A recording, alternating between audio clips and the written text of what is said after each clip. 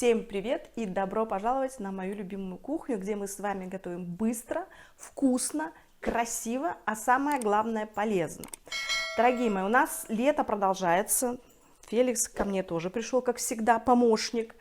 На улице просто плюс 28 в сентябре, а на террасе, наверное, плюс 35.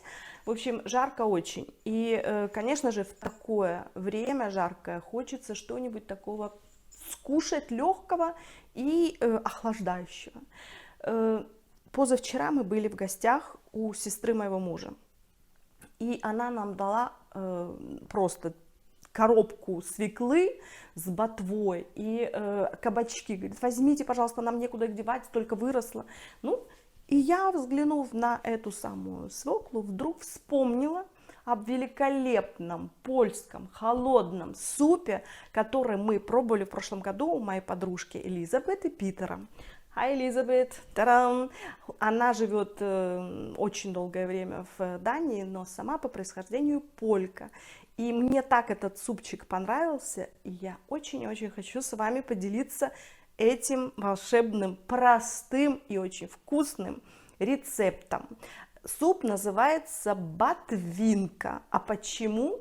Потому что главным героем нашей программы будет свекольная ботва. Она молодая, вкусная, ее можно есть сырой. Она полна витаминами и минералами и очень-очень полезна. Так что мы ее берем за основу. И, конечно же, я буду вот такой штукой резать все свои овощи. Это волшебная вещь, которую я обожаю. Я считаю, каждая хозяйка должна иметь в своей кухне. Когда мы делаем всякие винегреты, оливье и полезные салаты, измельчать их можно вот так вот. Бум, и это все ускоряет наш процесс. Ну что, мои хорошие, идемте делать вместе наш великолепный, вкусный, полезный, легкий суп, который называется ботвинка.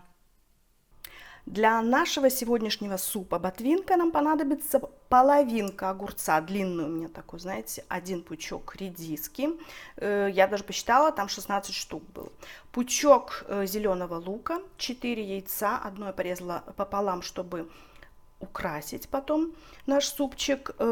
Для бульона пойдет одна свекла, я ее так порезала специально, чтобы видели, какого она размера, и пучок ботвы от свеклы, то есть вот листики и такие перышки.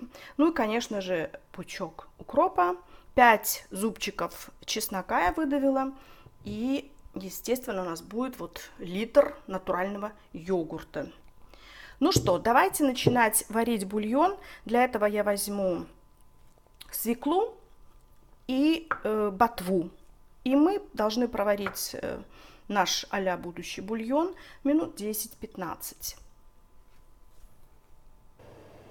Вода уже закипает, и я отправляю в нашу кастрюлю свеклу для нашего бульончика будущего, перышки от ботвы, видите, уже красивый какой цвет, и саму ботву, вот так вот. И теперь я обязательно все это подсолю, опять же соль на глаз мы досыпем, ну это для того, чтобы растворилась хорошо соль, потому что в холодном, и поперчу. Все, и теперь варим наш будущий бульон 10-15 минут, не больше. Прошло 15 минут, и наш бульон готов. Теперь мы должны его просто-напросто остудить, и свеколку, вот эту мы сейчас тоже мелко порежем. И будем смешивать все остальные ингредиенты. Ну что, наш бульон уже остыл. Вот он так вот у нас выглядит. И мы теперь можем спокойно добавлять все ингредиенты, которые нужны для нашего холодного супа. Свеклу, которая варилась в бульоне, вот так вот я ее порезала. Терочку вам потом чуть позже покажу. Мы ее сюда отправляем как героиню номер 1. Так. И теперь начинаем добавлять все остальные ингредиенты. Зеленый лук. Опять же, зеленый лук не обязательно добавлять. Просто я люблю, когда в холодных супах у нас присутствует зеленый лучок.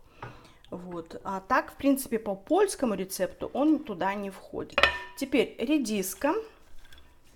которую я также одинаково порезала, как и все остальные наши составляющие.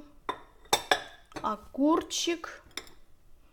Тарам. И он получается, видите, у нас сколько овощей. Это просто витаминная кладезь, а не суп. Все свежее, вкусное, красивое. Так, яйцо. Яйцо также можете просто-напросто добавить половинку уже в порционную, в свою тарелочку, да. Вот, но мы любим так, и поэтому я добавила прямо сюда чеснок,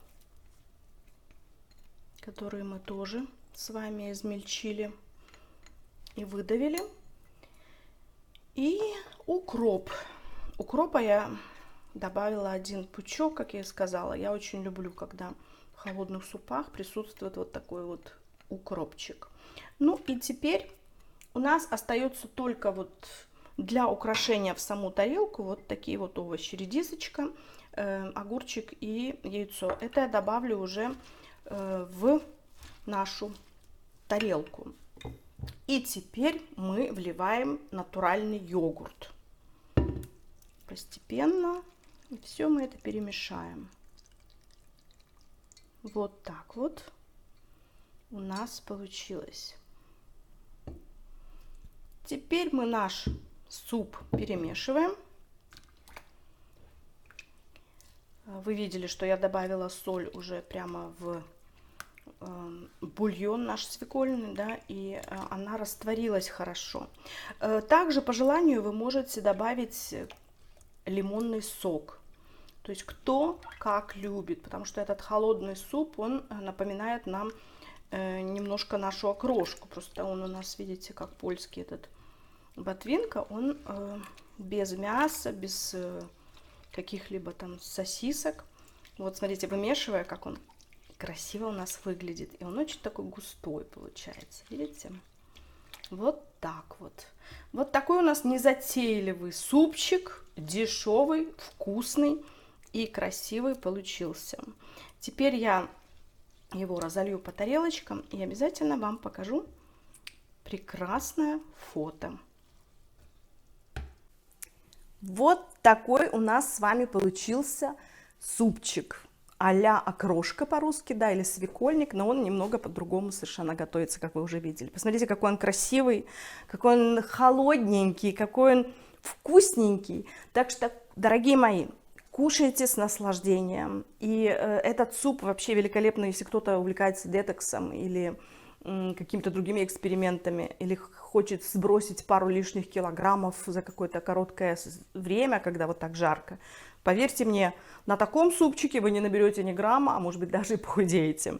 Вот, я сейчас сделаю фотографию, конечно же, выложу этот рецепт на своем канале. Спасибо, мои хорошие, что были в гостях. Спасибо, что вас у меня становится все больше и больше, за то, что вы следите за моими рецептами, оставляете комментарии и вместе со мной готовите.